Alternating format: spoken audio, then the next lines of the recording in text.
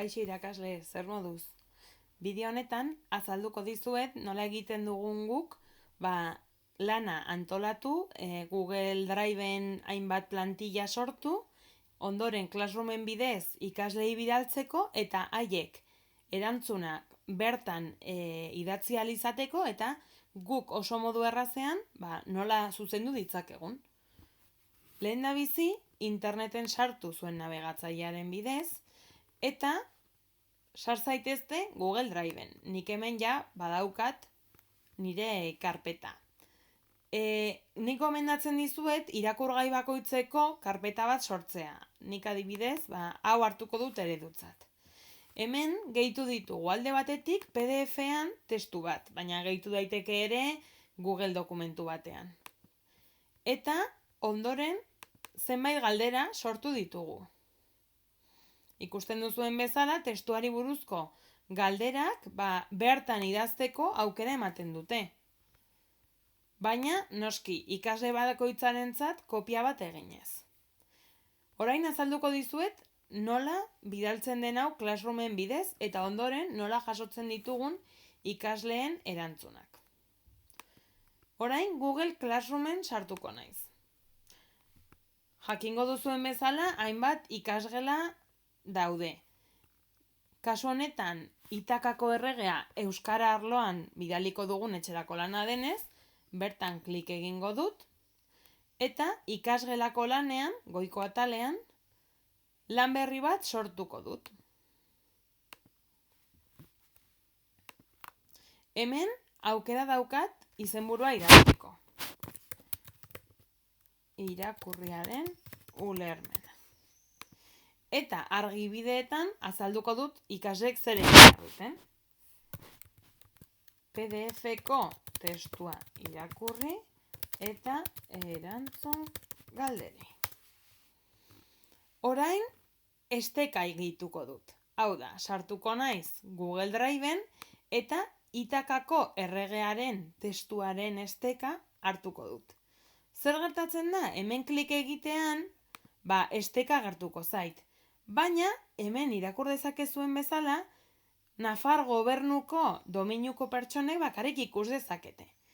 Kasu honetan gure ikasleek badute Nafar gobernuko hezkuntzako helbide elektronikoa. Baina baliteke gurasoren batek ikusi nahi izatea eta segurazki ezin ikustea, ez baldin badute hezkuntzako korreorik. Beraz, partekatze ezarpenetan sartuko gara. Hemen klik egin eta hemen agertzen da ze irakasle gauden karpeta hortan sartuta eta hemen ikus dezakegu zeinek eskuratu esteka zeinen eskura dagoen kasu honetan. Aldatu dezakegu eta izan beharrean bakarrik Departamento de Educación, Nafar gobernuko langilek, esteka duen edonork ikusteko aukera jartzea gomendatzen dizuet.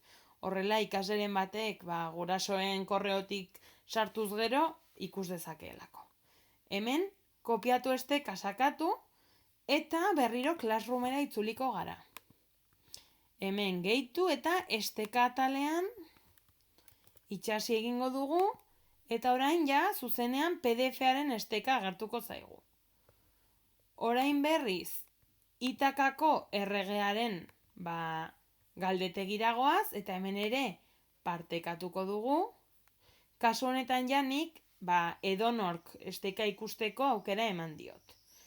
Esteka kopiatuko dut eta berriro hemen Classroomen gehitu eta esteka sakatuz bertan klik egingo dut.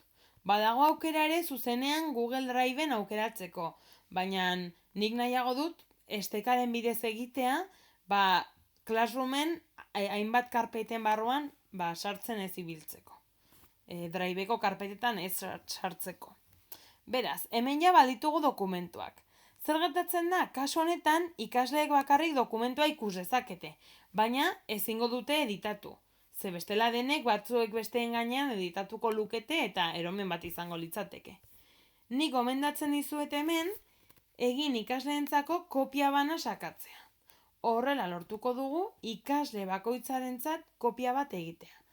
Horrek esan nahi du, nire ikasgelan dauden ikasle guztiek hemen sartzean ikusi ahal izango dutela, Itakako erregearen kopia pertsonalizatua beraien izenarekin.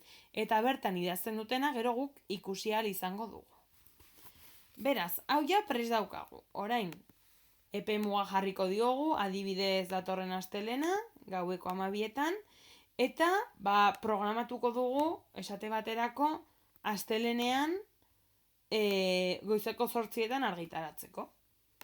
Programatu sakatu, eta ja prest izango dugu, astelenean goizeko 8etan argitaratuko den lan hau. Bueno, orain, erakutsiko dizuet, zer egin behar dugun lan bat zuzentzeko. Lan hori nire ikasleek oraindik ez duten ez egin, erakutsiko dizuet jadanik egina dagoen lan bat. Demagu Classroomen sartzen naizela. Gainerako leihoak itxiko ditut. Eta hemen ikusi ahal izango dut ikasgelako lanan programatuta dauden lanak grisez eta urdinez jadanik ikasleek egin dituztenak.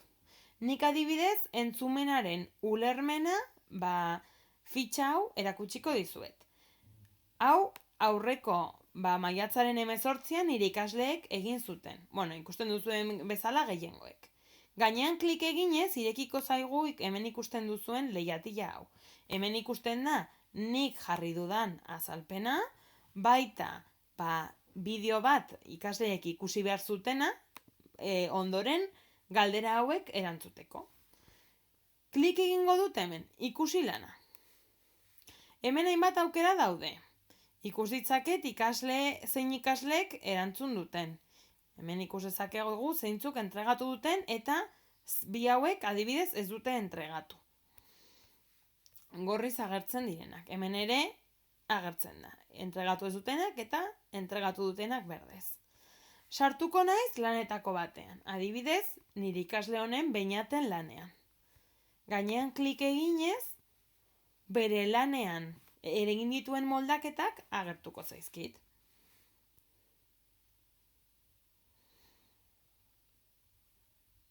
Hemen ikusten duzuen bezala, galdera guztiei erantzun die.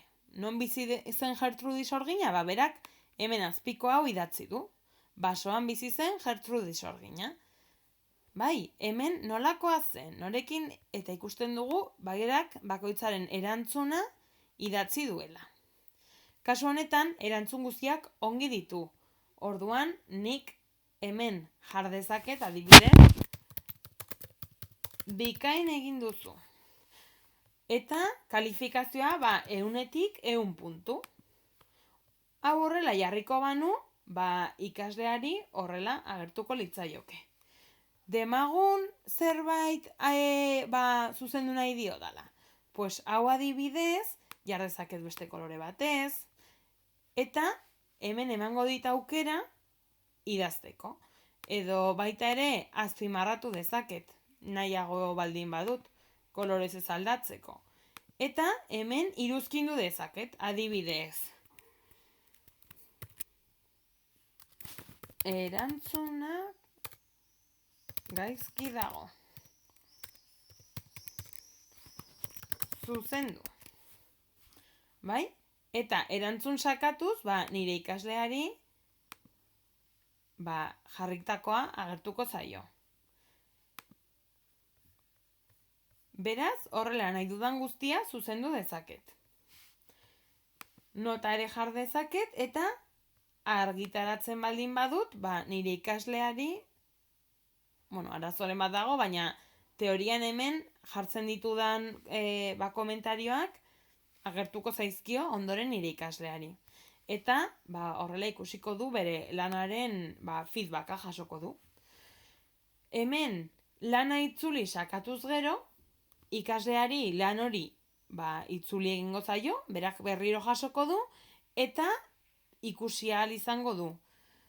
Normalean guk irakurmenak zuzentzen dizkiegu, baina gero ez dituzte askotan berbegiratzen. Baina egia da idazmenak beraiek errepasatu eta berriro bidaltzen dizkigutela akats guztiak zuzenduta.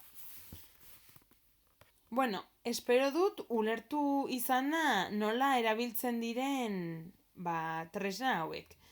Egia esan, nahiko erabilgarria da batez ere azpimarratzearena eta horrela atal bakoitzean katxak zuzentzea.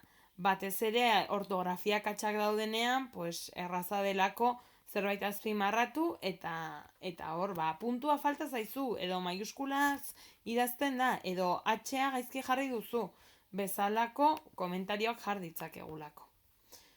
Bueno, espero dut erabilgarria izatea eta